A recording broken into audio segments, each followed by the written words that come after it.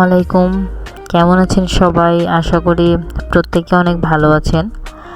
আজকে আমি আপনাদের সাথে একটা ভিডিও শেয়ার করতে যাচ্ছি। সেটা হচ্ছে আজকে বাড়িতে কিছু লোকজন আসছিল, তো তাদের জন্য একটু খিচুড়ি রান্না করতে হয়েছে।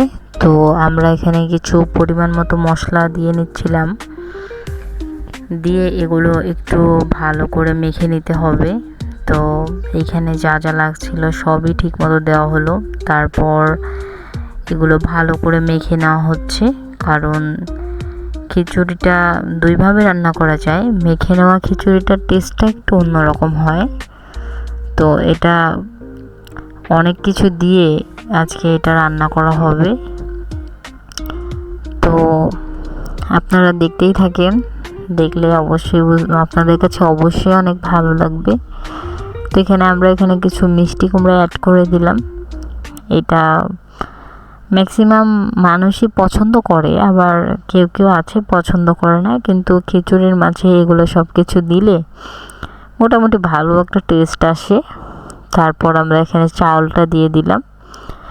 চালের পরিমাণটা একটু বেশিই ছিল দেওয়ার পরে। আর এখন সাইডেই মাংসটা ভুনা করে রাখা হয়েছিল, তো আমরা সেই মাংসটা এখন এখানে অ্যাড করে দিয়ে এগুলো আরেকটু মেখে নিতে হবে। আগে চালটা একটু মেখে নেওয়া হচ্ছে সব কিছু দিয়ে। তো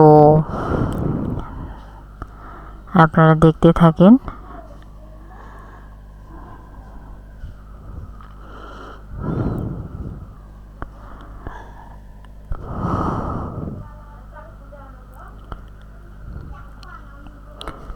মাংস ভুনাটা যেহেতু একটু গরম ছিল, তাই চামচ দিয়ে নাড়া দিয়ে দিছি। আর এই যে আমরা উঠিয়ে দিছি, এখনও আগুন দেওয়া হয়নি। কালারটা কিন্তু অসাধারণ সুন্দর হয়েছিল। এখন আগুন ধরিয়ে দেওয়ার পালা। একটু পরে আমরা এসে দেখলাম কি অবস্থা। দেখি যে হ্যাঁ, মোটামুটি প্রায় হয়ে গেছে। নাড়াচাড়া দিচ্ছি, তারপর এটা নামিয়ে রাখতে হবে। এখন যদি ভালো লাগে অবশ্যই লাইক কমেন্ট শেয়ার করে দেবেন। ধন্যবাদ।